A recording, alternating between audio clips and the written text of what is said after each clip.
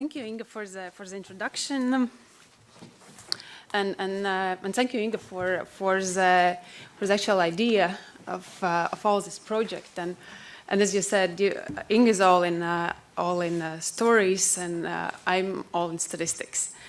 And then also thank Tobias for actually motivating and stimulating to write it all up in a paper and analysis to be readable. So my task today is to kind of set the background and present what we have discovered through this analysis. And the way I will go about it is briefly kind of sketch the demographic situation and the implications that it brings to the economy and the society. And I have been also looking into possible solutions and options for other countries where academic literature is looking at, where we could potentially see any sort of solutions.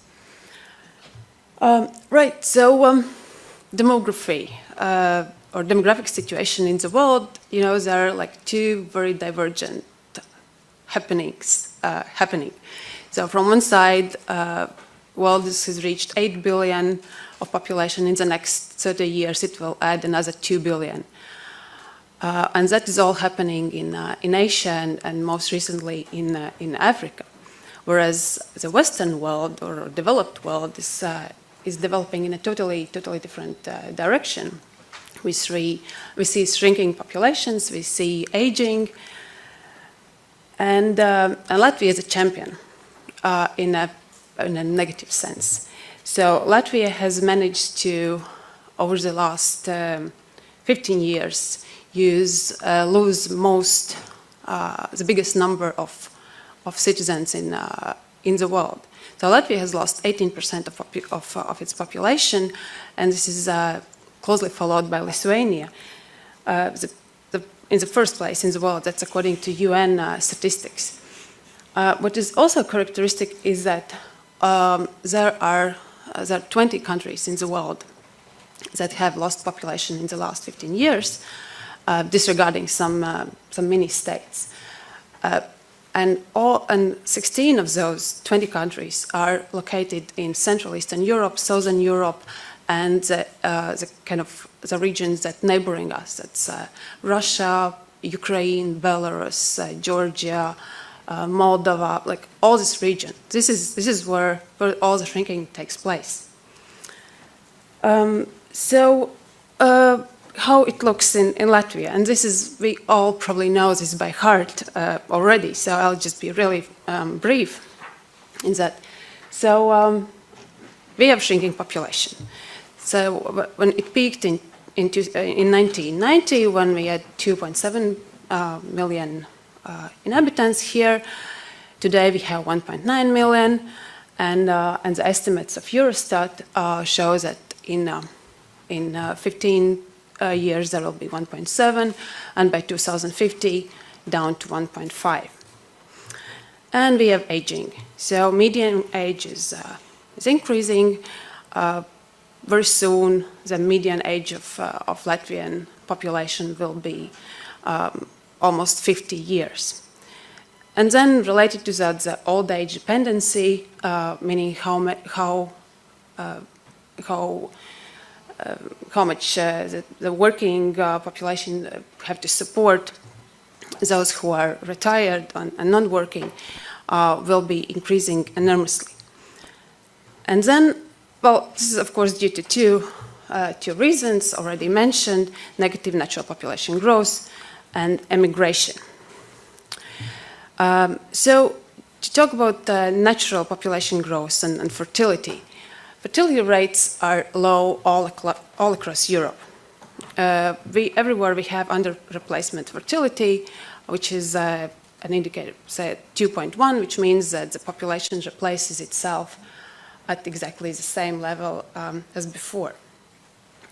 And if you see here that, this is very small letters here, so the red one is Latvia, and the total fertility rate in Latvia is actually above EU average.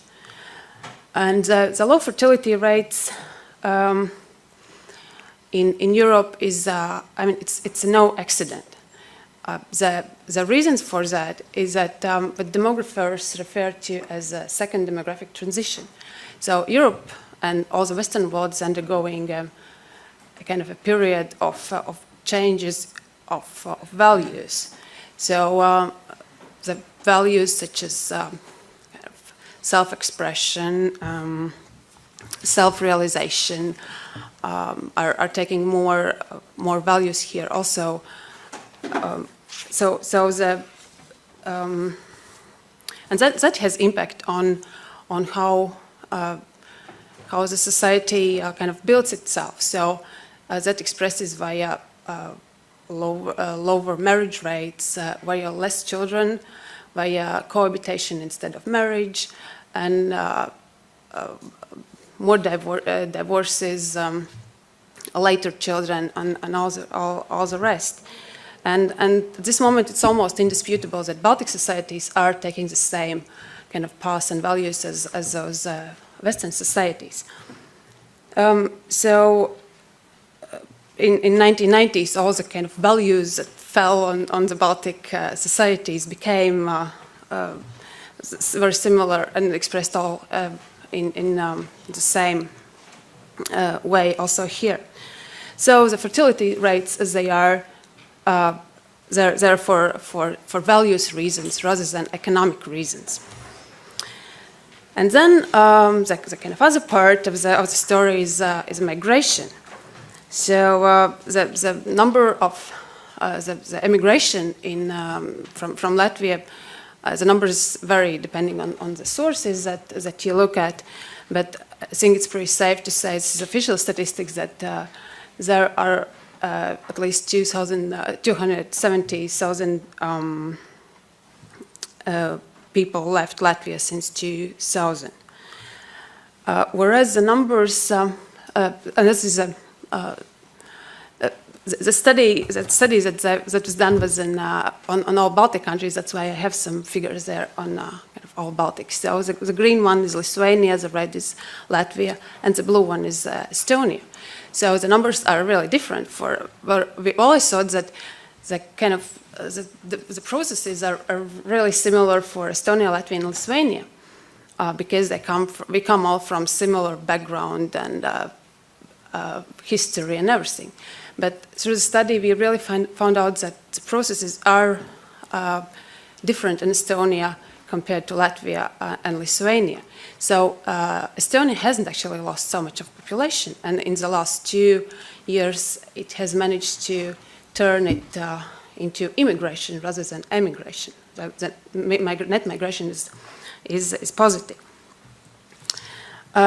So what's more to that, of course, is that who leave are the young and the educated.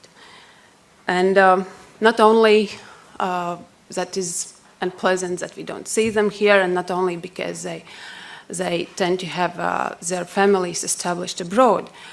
This is also very kind of worrisome because young and educated are the agents of economic change, those who bring about changes and improvements and transformations who drive it. So yet another aspect to see in terms of migration in Latvia is the very different regional, interregional mobilities. So in this figure here, you can see the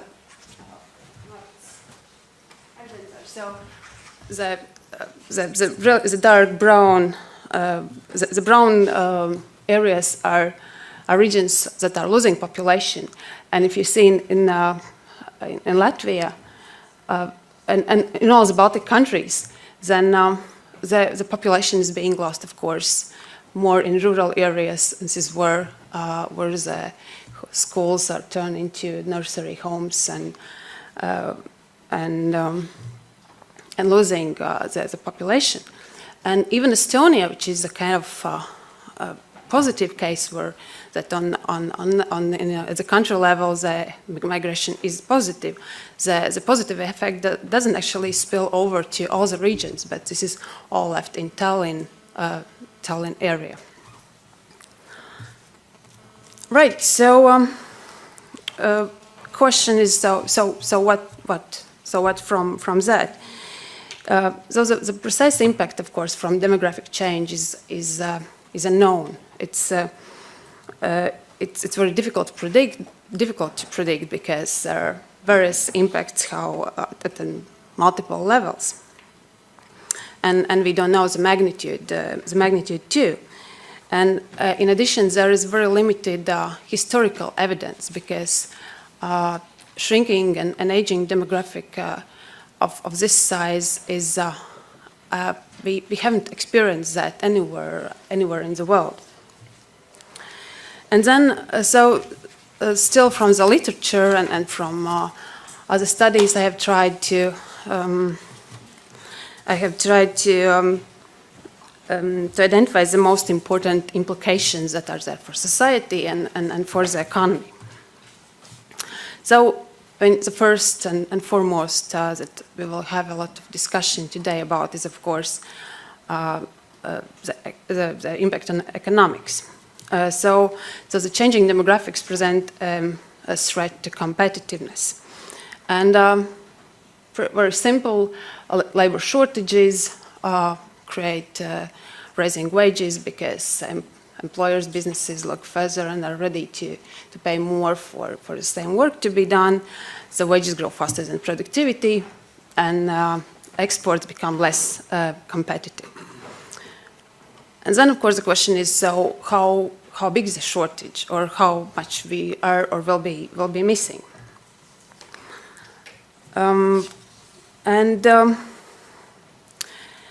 I cannot say about the labor force and labor market. What I have been looking at is the projections by age in the coming years in Latvia. So what it shows is that in the coming years, Latvia is to lose 18 to 20,000 working age population yearly. So this is the working age population is 15 to 64 years, and with every next year, starting from this year to 2030, the population in this age will decrease by 20,000, and that amounts to 2%. And over the period, it can come to 240,000. That's like 1/4 of the current population in that age group. And this is partly due to migration and partly due to retirement and aging. So we can challenge the Eurostat estimates here because they have their assumptions. So what Eurostat estimates that I actually rely on show is a kind of ceteris paribus, or the status of the current status if no important policy actions are taken. However, we want to stick with those for the moment because what they do actually take into account income convergence in the coming years, and hence migrations that will shrinking emigration. And generally, I mean, I think Eurostat statisticians, they know what they're doing, and very seldom they get it totally wrong. And then just yet another indicator that a study published by in cooperation with SSE Riga of Foreign Investor Sentiment Index also tells the same, that investors see demographics and availability of labor force as a kind of major threat and major problem for further investment.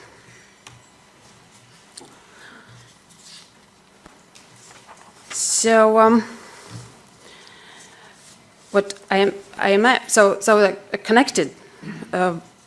a connected problem or implication is the effect on economic growth. So that IMF has estimated that in the previous years, in the previous 15 years, migration has shaved 0.6 to 0.9 percentage points of annual growth rates in Central and Southern Eastern Europe, which includes Latvia. So while this 0.6 or 0.7 a year may not seem a lot, but over the 15 years that can actually be 9 to 14% of GDP that is lost just due to immigration. So this is, I mean, we are talking really big numbers and implications here. And looking further, in the future, same source, IMF estimates that without immigration, by 2030, the GDP per capita in Latvia could be 3 to 4% higher than otherwise with the current migration trends. And then in addition, the natural population shift into retirement age will slow down the growth even further. So depending on, I mean, where the GDP, how it develops, it is actually not impossible to have very low, zero, even negative GDP growth. And yeah, I'm not really planning to be really very negative here, but this is numbers that are not my estimates, but in IMF, they also kind of know what they're doing. Further on, so the demographic change bring public finances under pressure. And this is via two ways. So first of all, increased fiscal spending, that of course we all understand, more pensions to be paid and more health and social care expenditures that are required at the older ages of the population, for the older ages of population. But the other channel then is a slower economic growth that suppresses the tax income and so there's less spending opportunities. Though, what we in the context of our publications in media in summer and autumn last year, I did some estimates, and it seems that for the next till 2030, there will be no kind of major pressures on the social on the budget, but they are to come like after those years. But then a different sort of impact is to come from changing from changing consumption patterns. So, like, first of all, of course, you're business people and you understand that fewer people means smaller market. But even like more to that, the if pension savings are small or insufficient, and generally in Latvia we know that they are small, that means that in the pension age, people are cutting down on their consumption in comparison to earlier year spendings. And for there's a number for US that it has been estimated that comparing the spending before and after retirement, it drops by 37%. There's no number for Latvia, we don't know that, but what we'd expect it would be, I mean, also close or lower in any case. And then, of course, the consumer basket or the goods that seniors consume are totally different from that of the youngest population. The kind of living space that they require is also different. So the real estate sector will need to adjust because the living space they require should be smaller, cheaper, easy accessible, and close to public transport and social services. And then, of course, on the positive side, there are new business opportunities related to that. there are two sectors in particular that are affected by kind of demographic change. One is education, and the second is healthcare. We have seen the impact on education via kind of school system. There's a lot of coverage on that in the media already. But generally, education that we have kind of conventionally understand is targeted towards the young. Rather, in the coming years, that we'll have to adjust to educating and re-educating the kind of adults and concentrate on continued education. And then regarding the healthcare, the kind of illnesses and causes of deaths are changing as well. So they are changing from those so-called communicable diseases as infections to those who are more associated with age, which is diabetes, strokes, and things like that. And the problem being there is that the second one group is more, much more expensive to treat, and they require longer treatment and continued treatment. And then we're talking about, we know that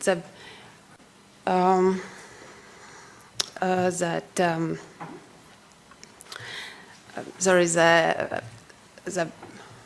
we're living longer, so the average age is increasing, whereas what's not happening is that healthy life expectancy is not increasing, meaning that still in Latvia, about 1/3 of life on average people live with moderate or important health problems.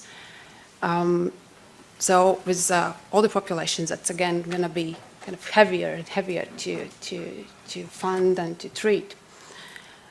And then, in addition to that, the health sector also suffers from aging within it. So in the coming 5 years, there is Ministry of Education, Ministry of Health has estimated that the number of doctors, there's a shortage of doctors, will be 1,000 and 3,000 shortage of nurses and other medical personnel. So what I've been doing as a kind of researcher and academic is to look into, so what are the solutions? So what are options? So where can we actually see? And then the first thing is, of course, to think about the kind of objective of the whole exercise. So what do we want to achieve? And this is not a trivial question as such, because I mean the goal can be anywhere from retaining the current size of the population, or it can be having a good life for everyone that lives here. So I mean that's still open to discussion, and that's why we have to also open this question.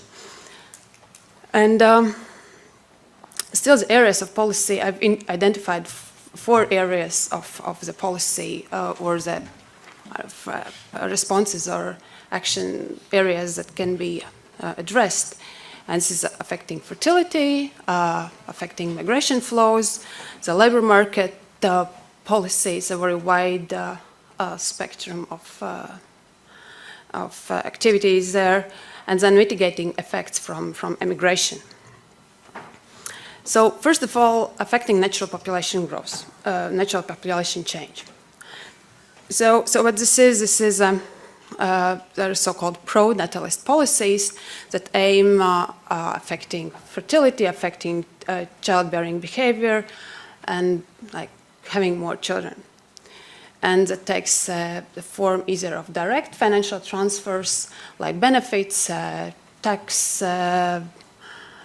reliefs, and so on, or reduced opportunity costs, which is paid parental leave and different other supports.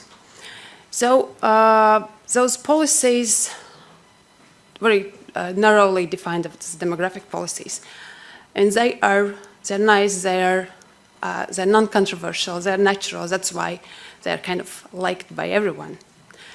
And that's good, except for there's one problem, and the problem being that they are inefficient. They are inefficient in what they are said to do, namely increasing the fertility rates.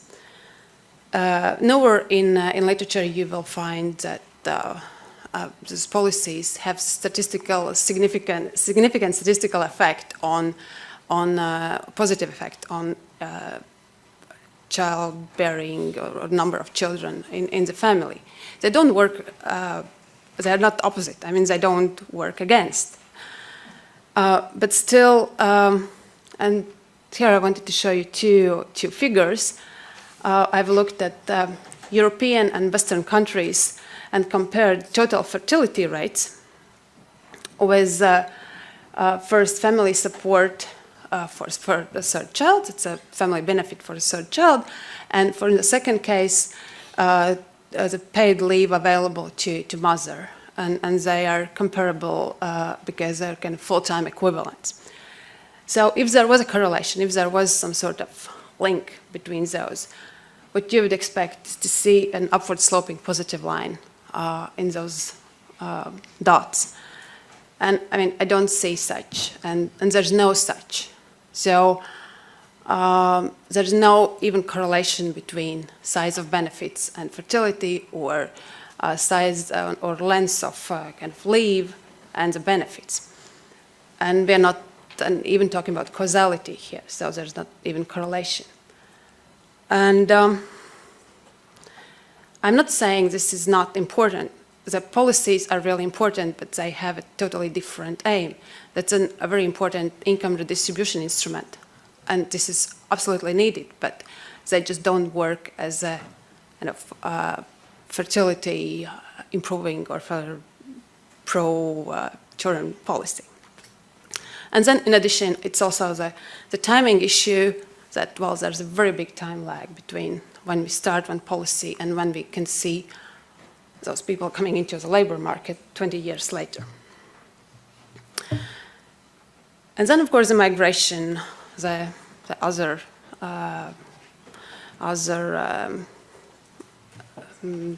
tools. So the migration policies aim to affect physical population change in migration. And I will look at the kind of three things here. So first of all, the remigration. Again, this is what we second to pronatalist policies. This is the second what we want to have. We want to have our people back with skills, back with experience, back with their children and everyone. The thing is that for remigration, the numbers that are really difficult to define. We don't exactly know how big is the remigration because it's kind of difficult to measure. There are people are not required to register. They are not. They are often in between. They're coming and leaving and so on. So, but one thing we can look at is what is the percent of return migrants or returning nationals compared to immigrants of that academic year, of the calendar year, of course. So in Latvia, there in 2015, there were 30 return migrants for every 100 that left. Whereas in Estonia, for instance, that was 90. So for every 100 people who left, there were 90 Estonians who returned back to Estonia. And in Lithuania, 50. So, I mean, there is an important flow of back and forth of Latvian nationals. And then we have to question the efficiency of the remigration plan and what it can or cannot do, especially if we compare the numbers for Latvia with Estonia and Lithuania. And then we also know that Hazans is doing a lot of studies about remigrants, and we know that there is a number. If I remember correctly, 40% of the immigrants leave within 12 months or 1 year after their return here. return in Latvia. So, yeah, we kind of, there is something that, an area for addressing that as well.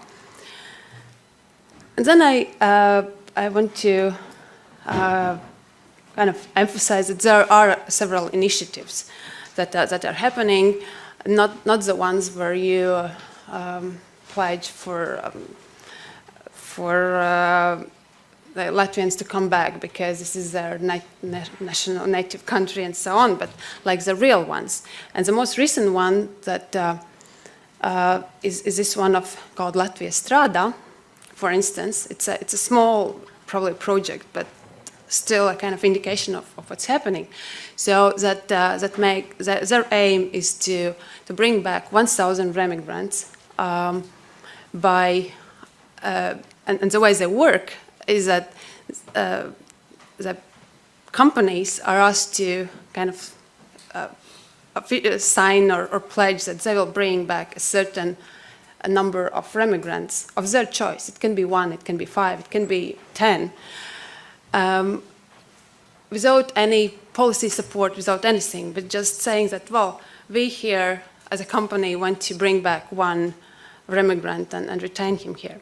So there are initiatives that's happening.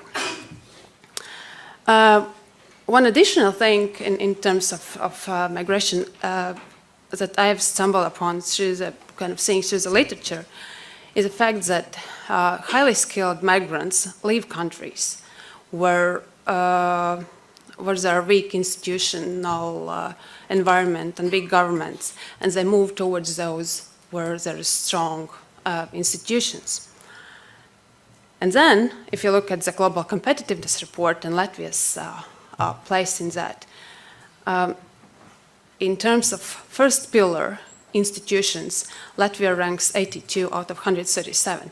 I mean, that's not very high. The average, not the average, but the total place for Latvia is 54, I think. So clearly, this is one area where Latvia kind of falls behind. And if you just look at few of the ones where Latvia is kind of placed 120, 107, 119, this is efficiency of legal framework, transparency of government policy making, government efficiency, spending, and so on, protection of minority shareholder interests are another. So, I mean, that can really, addressing institutional environment can become part of, can become a demographic policy as well. And then, in another figure and information I wanted to share with you here. This is a figure from The Economist, which shows how the European population forecast and change in population taking with or without migration. So in the upper right corner, we see Ireland, France, Norway, Britain. They are the only countries that in Europe that will grow with or without immigration. And even they, their growth is because of they have currently big immigrant population, and on the expense of that, they have younger populations. All the other countries in the EU would be shrinking without migration.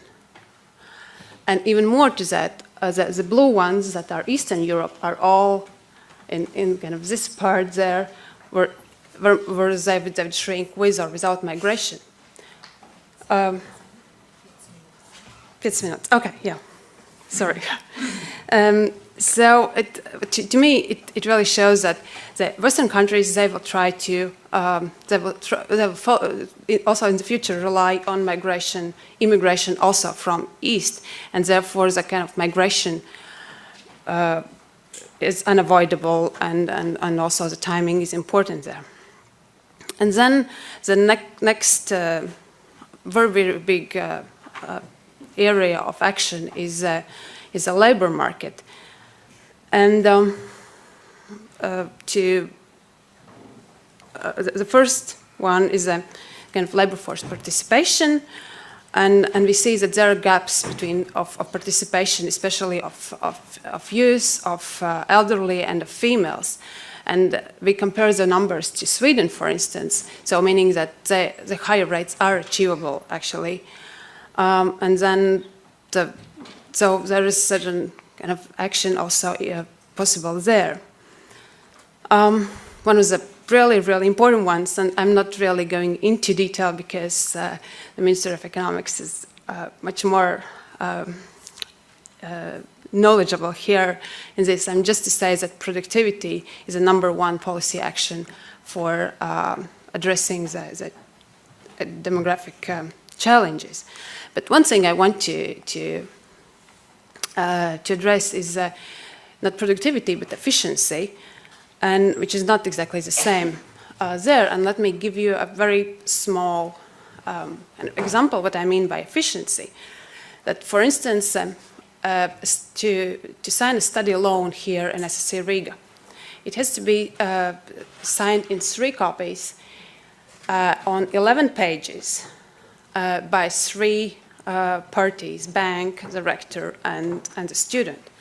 The agreement has to be signed on every page, meaning that the total number of signatures on just one loan agreement is 99.